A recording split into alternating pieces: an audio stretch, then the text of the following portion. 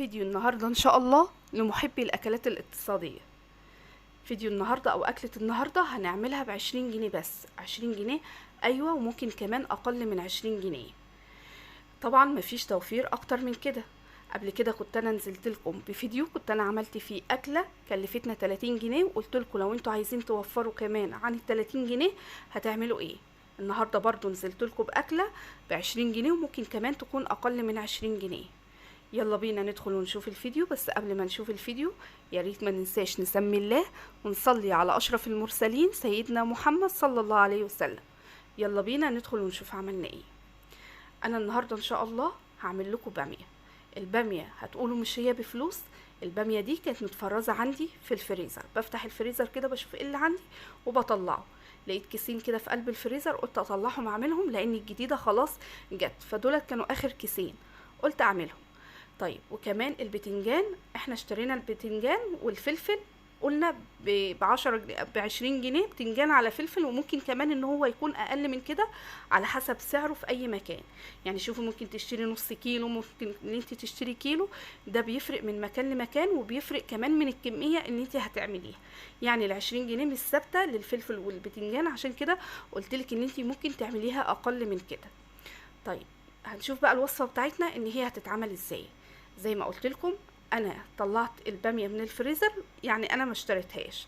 كمان الصلصه احنا كنا مفرزينها ايام ما كانت رخيصه، ال4 ب10 وال3 ب10، وعملنا الحمد لله كميه حلوه قوي ان هي تكفينا حتى السنه كلها، مش كام شهر، لا عملنا كميه حلوه الحمد لله. بس انا سبتهم في قلب الفريزر، وكنت كل ما بحتاج كنت انا بشتري وبعين كيس على اساس ان انا ما طلعش اللي انا فرزته، وكمان في نفس الوقت الاقيه خلص وفجاه الاقي الطماطم غلت، يبقى انا ما عملتش حاجه. زي ما اتفقنا قبل كده، اللي فرزناه ننساه ونجيب تاني جديد طول ما هو رخيص. انا هنا كان عندي حته ليا، انا بحب ان انا اعمل الخضار باللية دي لو هي موجودة عندي، بتدي طعم حلو قوي للخضار، بالاخص لو انتي مش مدخلة معاه لحمة او فراخ، بس بتدي طعم وريحة حلوة قوي للخضار ده لو انتي بتحبيها.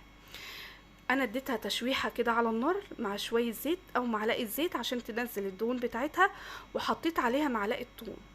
بعد ما اديت للثوم كده تشويحه نزلت عليه بمعلقه فلفل. الفلفل ده احنا كنا عاملينه مع بعض، كان فلفل على ثوم ومفرزينه وعينينه في قلب الفريزر اللي انا كنت عاملاه معاكم في اكياس البن.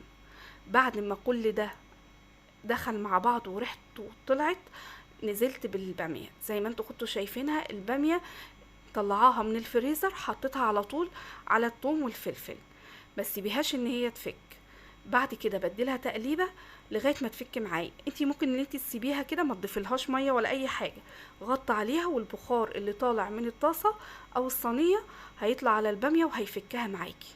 بعد كده حطي عليها البهارات وهي بتتشوح معاكي، هتدي لها ريحه وطعم حلو قوي.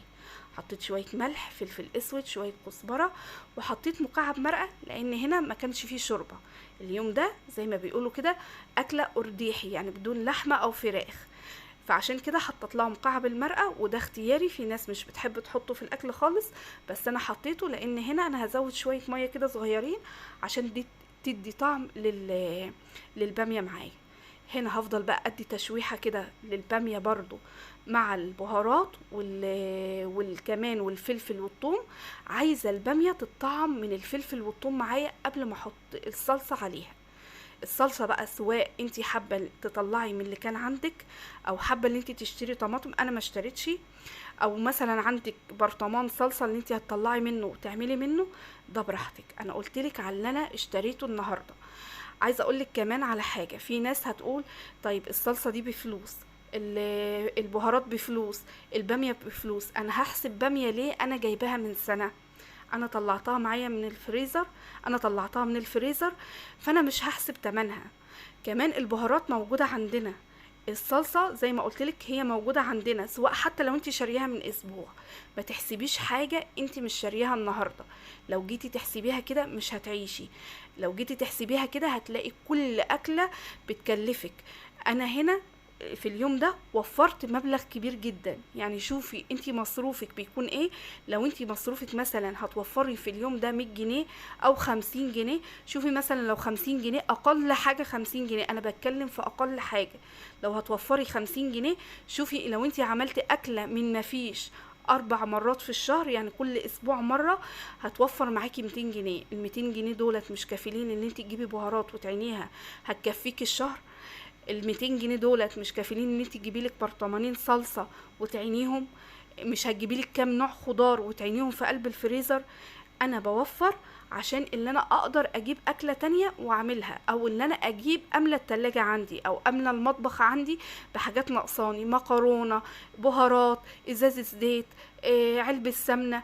لكن لو انتي حسبتها كده، قال لها طب ما البامية بفلوس، البهارات بفلوس، مش عارفة ايه بفلوس، مش هتقدري ان انتي تعيشي. فانتي مشي نفسك كده. انا الحمد لله ماشيه كده. فهي ماشيه، عايزه اقول لكم ان هي ماشيه والله العظيم بستر ربنا. يعني انتي ما تحسبيها كده، هتلاقيها ماشيه بستر ربنا وبكرم ربنا علينا. انا هنا الباميه بعد ما خلصت سبتها ان هي استوت على النار. بعد كده اخدت الصينيه وحطيتها تحت الشوايه. الخطوه دي اختياري، لو انتي حابه ان انتي تدي وش للباميه. لو مش حابه ممكن تقدميها كده عادي وخلاص. خلاص زي ما اتفقنا. على فكرة ممكن كمان لو انتي مصروفك بتوفري اكتر من كده، ممكن كمان جنب الخضار هتجيبيلك مثلا فرختين وتعينيهم. بدل الفرختين هتجيبي لحمة وتعينيها. هتجيبي مثلا كبدة وتعينيها. يعني اكلة النهاردة تعتبر ما دفعناش فيها فلوس، يعني 20 جنيه او 15 جنيه. البتنجان والفلفل ده على حسب المكان اللي انت فيه. يعني ممكن تجيبيه اقل من كده، عشان كده بقولك ممكن اكلتنا النهاردة تكون اقل من 20 جنيه. يعني انت متخيلة اقل من 20 جنيه؟ يعني احنا النهاردة طبختنا من ما فيش.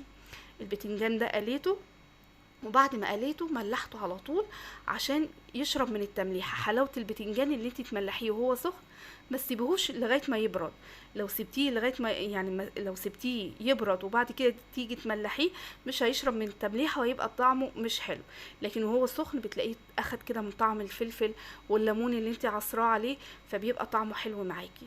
انا هنا قليت فلفل نوعين، فلفل حامي وفلفل بارد، ده على حسب الرغبه. عايزه اقولك ان الطبق ده لوحده يعتبر اكله، يعني تحفه الطبق ده، يعني هو لوحده اكله. بس طبعا الباميه ما تحلاش غير بالبتنجان والفلفل جنب منها. في ناس بتحب تعمل سلطه في جميع اكلاتها. لو انت بتحبي ممكن تعملي طبق سلطه جنب منه، يعني هتكلفي كمان مثلا 20 جنيه سلطه. بس انا ما عملتش الصراحه، انا استكفيت بكده. واحنا كمان مش من هواة السلطه في كل حاجه. يعني احنا اكتر حاجه بناكلها السلطه مع السمك، بالاخص السمك المشوي. يعني ممكن المقلي اوقات يقولي لي لا ما تعمليش سلطه مع السمك المقلي. يعني السمك المشوي لا، لازم يكون جنب منه سلطه. اكتر من كده لا. السمك اللي هو المقلي ممكن ممكن لا، على حسب مزاجهم. ده اكلة النهاردة، اكلة سهلة وبسيطة. وزي ما قلت لكم، على قد اللي معاكي امشي. وطبعا اللي انت بتجيبيه وبتعينيه عندك في قلب الفريزر بيكون ساتر بيتك.